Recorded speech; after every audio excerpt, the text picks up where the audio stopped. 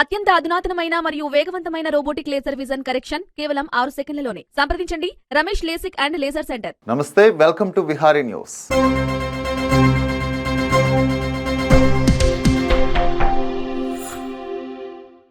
ఆంధ్రప్రదేశ్లో రానున్న ఎన్నికల నేపథ్యంలో రాజకీయ పరిణామాలు శరవేగంగా మార్పుకు పుంజుకుంటున్నాయి. సార్వత్రిక ఎన్నికలకు ముందే రాజ్యసభ ఎన్నికలు జరగనున్నాయి. ఈ ఎన్నికలు వైసీపీ, టీడీపీకి ప్రతిష్టాత్మకంగా మారుతున్నాయి. రెండు పార్టీల నుంచి రెబల్ ఎమ్మెల్యేలపైన అనర్హత పిటిషన్ల విచారణ కొనసాగుతోంది. వైసీపీ రెబల్ ఎమ్మెల్యేలు కోటమిరెడ్డి శ్రీధర్ రెడ్డి, ఉండవల్లి శ్రీదేవి, మేకపాటి చంద్రశేఖర్ రెడ్డిలకు AP assembly speaker Tammineni Sitaram మరోసారి నోటీసులు పంపారు. వైసీపీ నుంచి టీడీపీలోకి వెళ్లిన నలుగురు ఎమ్మెల్యేల అనర్హత విషయంలో స్పీకర్ వేగంగా అడుగులు వేస్తున్నారు. పార్టీ మారిన నలుగురు ఎమ్మెల్యేలపైన చర్యలు తీసుకోవాలని వైసీపీ స్పీకర్కు ఫిర్యాదు చేసింది. అదేవిధంగా టీడీపీ నుంచి వైసీపీలో చేరిన నలుగురిపైన చర్యలు కోరుతూ టీడీపీ ఫిర్యాదు ఇచ్చింది. దీంతో ఈ 8 మందికి ఇప్పటికే స్పీకర్ నోటీసులు జారీ చేశారు. ఫిబ్రవరి 8న విచారణకు పిలవగా వైసీపీ రెబల్స్ గైర్హాజరయ్యారు.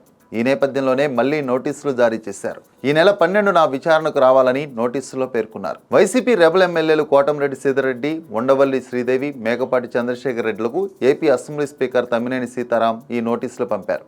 ఈ నెల 8వ తేదీన జరిగిన విచారణకు హాజరు కాని వైసీపీ రెబల్ ఎమ్మెల్యేలకు మరో అవకాశం ఇచ్చారు. ఈ నెల 12వ తేదీన అనర్హత పిటిషన్లపై మరోసారి విచారణ చేపట్టనున్నారు. అనర్హత నోటీసుపై స్పీకర్ తమ్మినేని సీతారాంను YCP rebel MLA Anam Ramanarayana Reddy కలిశారు. స్పీకర్తో పర్సనల్ హీరింగ్కు హాజరు కావడం రెండోసారి అని కూడా ఆయన తెలిపారు. మొదటిసారి హాజరైనప్పుడు చాలా వివరాలు అడిగారని, అవన్నీ తాను చెప్పినట్లు ఆనం వివరించారు. ఏపీ నుంచి 3 రాజ్యసభ స్థానాలకు ఎన్నిక జరగనుంది. వైసీపీ నుంచి ఇప్పటికే పోటీ చేసే తమ 3 అభ్యర్థులను ప్రకటించారు. టీడీపీ నుంచి తమ అభ్యర్థిని పోటీకి దించాలని తొలుత భావించినా ఇప్పుడు పునరాలోచన చేస్తున్నట్లు తెలుస్తుంది.